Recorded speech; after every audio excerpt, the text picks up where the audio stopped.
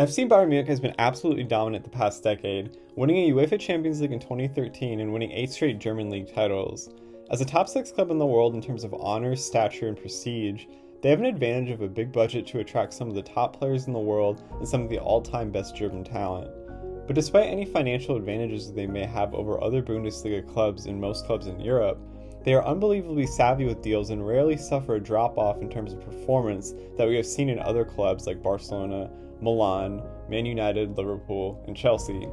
3 main figures behind why Bayern Munich are so damn smart are former president of the club Uli Hoeneß, current CEO Karl-Heinz Rummenigge, and now president and legendary Bayern keeper Oliver Kahn. In order to build some of the best squads in the past, Bayern relied heavily on their scouting, mainly of young, promising players already in their own league.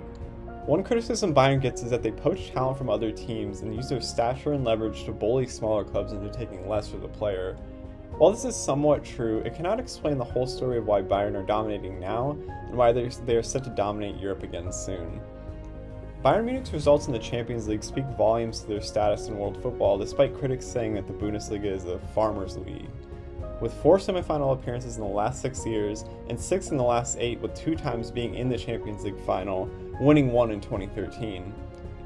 Smart spending and an overhaul from domestic rivals has seen them have unprecedented dominance, and with more clumsy spending from other big clubs in Europe, Bayern will be on top of Europe again shortly, possibly even this August. First, let's look at some of the savvy deals that Bayern has pulled off, beginning with none other than Robert Lewandowski. Because of the way the Mario Götze transfer a year prior went down and the growing criticism Dortmund were facing not to be seen as simply a feeder club to Bayern, Dortmund refused to sell Lewandowski to Bayern at any cost, simply letting him walk away on a free transfer in the summer of 2014. And Müller was with Bayern Munich's reserve team and has gone on to score 118 goals in 351 appearances, and just set the Bundesliga record for the most assists in a season. In addition, Manuel Neuer was bought from Schalke before the 11-12 season for £27 million, which is one of the pricier goalkeeper transfers at the time, but he's well paid back his value and is one of the best goalkeepers of his era. Keep in mind that David De Gea was bought by Man United in the same window for around £22 million, so while they invested in it, it wasn't anything obscene. Having a stable core of Neuer, Alaba, Bastian Schweinsteiger, and Lewandowski for the first half of the decade with Philipp Lahm and a young Toni Kroos, also from Bayern's academy, their core cost almost nothing and each one of their players far exceeded their original value. Consider those names I just mentioned and the fact that the only player they spent big money on was Neuer. Pep Guardiola's transfer windows were hit or miss in his time as Bayern manager, but signing Thiago for £24 million from Barcelona in the same window that saw Real Madrid sign Isco for 27 seemed like Madrid got the bargain, but when you compare their values to now, Thiago is rumored to be going to Liverpool at a fee anywhere from £43 million to £50 million. I'm not sure Isco would command that much right now simply due to his high wages. Bayern has a habit of selling players just at the right time, either when they are young or when they don't fit their system, like Renato Sanchez, or right as they are peaking and approaching age 30, like Thiago or Mats Hummels, who amazingly they bought for and sold for roughly the same amount despite Hummels aging 4 years in that time span, so way to go Dortmund. Even some of the transfers that didn't quite work out, like Mario Götze, Mehdi Benatia, and Renato Sanchez, they still got values for those players and didn't drive down their value or the club's stature by chasing other expensive veterans to help fill their void. Instead, they targeted young German talent and players around 26 to 27 year old for a short-term fix until the youth you see now developed. While they took losses on all 3 of those players, it didn't drastically hurt the club. Signing players like Xabi Alonso for only £8 million and Arturo Vidal for £35 million from Juventus gave them a tough, veteran performance and leadership, and that was mostly apparent in the Champions League. While Vidal was later sold to Barcelona for far less than they got him for, they baited Barcelona into the mistake that Bayern never makes, investing more than you need to in a player past 30. 14 goals and 79 appearances for a player not totally known for his goal scoring is a good return for £35 million. Consider this. Around this time, James Rodriguez was bought by Real Madrid for £67 million, United was buying Marouane Fellaini for £35 million, and Paris Saint-Germain was buying Julian Draxler for about £32 million, and Bayern got Thiago, Alonso, and Vidal for £63 million total for a solid, well-rounded midfield. Thiago was signed for roughly the same amount as Yohan Cabaye was for PSG. Now that's value. Moving on to some of Bayern's current-day starting midfielders, Joshua Kimmich may be the best bargain signing in Bayern's history. Bought from Stuttgart for only £7 million, he quickly started to gain more game time under Pep Guardiola. Ist am wichtigsten. Wenn du kannst einen Spieler wie Joshua Kimmich trainieren und jeden Tag hat Hunger und er will spielen, lernen, und hören, was du sagst, und der Trainer sagt, das ist Wahnsinn für den Trainer. Der Grund, wir sind Trainer, ist für Kimmich trainieren. Dein Gefühl ist, oh, this guy, kann ich ihm helfen?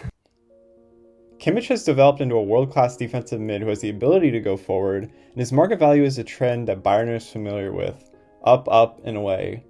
Kimmich will start for the German national team and Bayern for at least the next 5 years, in my estimation. His partner is Leon Goretzka, who had a prolonged transfer saga that finally saw him make the move to Bayern in the summer of 2018 under new manager Niko Kovac. Schalke let his contract run out and Bayern poached him on a free transfer, despite his market value steadily increasing. But even the most optimistic Bayern supporter couldn't have foreseen Goretzka being one of the midfield staples, considering they already had the likes of Javi Martinez and Corentin Tolisso there. A world-class midfield trio of Kimmich, Müller, and Goretzka cost a grand total of £7.6 million. Bayern's biggest signings, Lucas Hernandez, Corentin Tolisso, and Javi Martinez, are all weird case evaluations because it seems like when Bayern do actually dip in and fork over big money, the player that they buy with that money becomes extremely injury prone. Martinez has been class when healthy, similar to Tolisso, and Hernandez hasn't really been at the club long enough to show what he's capable of. Hernandez was signed to be the long-term solution for Bayern at either center back or left back, but like how Tolisso's extended time off gave Goretzka more opportunities, Hernandez being forced out forced Bayern to rotate between Jerome Boateng and David Alaba, normally a left back, into the center half role. Thus came in the next big value signing for Bayern, a young Canadian signed for only £9 million from the Vancouver Whitecaps of the MLS named Alphonso Davies. Davies, in a 4-year span, went from being included in the Whitecaps squad only a handful of times in 2016-2017, to finally in 1920 being talked about as a top 2 left back in the world and keeping Bayern's record signing, Lucas Hernandez, on the bench. The crazy part is no one really knows how high Davies' ceiling is, as he is still new to the left back position. His market value is up 25% just in the past 6 months alone. Add that to the shrewd signing of Hoffenheim center back Niklas Süle, who will be the other long-term center back for only £18 million, and you have a talented mix of defenders who do not cost a ton. Believe it or not, the most expensive defender Bayern Munich bought was Benjamin Pavard, who they had to pay a bit more for from Stuttgart in the range of about £36 million after a standout World Cup performance. But Pavard has filled the role well of right back, and in total, a future back four of Davies, Alaba, Süle, and Pavard cost about £63 million total, whereas center backs alone like Harry Maguire and Virgil van Dijk are commanding more than £75 million on the market. It remains to be seen if they will work Hernandez back into the fold, but if they sell David Alaba this summer, the £72 million that they paid for Hernandez won't be felt as much based on what they will make from the Alaba sale. After Bayern was eliminated by Liverpool in the Champions League last season, it was apparent that the club needed to feature fresher young players more and more and move on from Iron Robben and Frank Ribery. After signing Douglas Costa and him not really fully fitting at the club, Bayern and Juventus basically had a swap deal with Costa going to Juve and Kingsley Coman coming back for around $18.9 million to Bayern. Coman's pace has been a big addition for Bayern, and he's been well worth the price, and what may go down as one of the best Bayern revival stories of all time is signing Serge Gnabry from Werder Bremen for only £7.2 million. After flaming out at Arsenal and having a disaster loan spell at West Brom where manager Tony Pulis questioned Gnabry's qualification for the top level, he has since flourished at Bayern this season, scoring 20 goals in 42 appearances in all competition with 13 assists, improving on his 13-goal, 9-assist season he had last year. Gnabry is now valued at his peak at about £81 million and will be in Germany's 11 next summer for the European Championship. Looking at Bayern's first-choice starting 11 this season, it has absolutely thrived under the new manager Hansi Flick, and their combined transfer values totals out at around £122 million, which all of them combined is still less than what Barcelona paid for Coutinho, which is about £129 million, and is just slightly more than what Atletico Madrid paid for Joao Felix.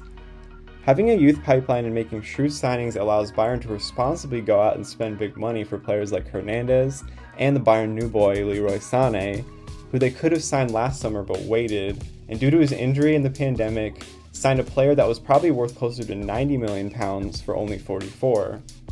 Keep in mind other clubs like Real and Atletico Madrid signed Vinicius Jr. and Thomas Lemar for fees of $49 million and $63 million, and Bayern got Leroy Sane for only 44.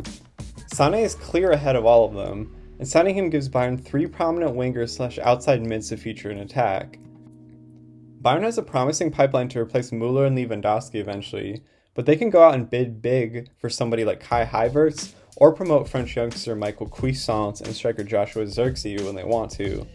In addition, they just signed talented defender Tanguy Koulibaly from PSG on a free transfer. Bayern have the future of Diamond, their club, and what could be the future Champions League winners.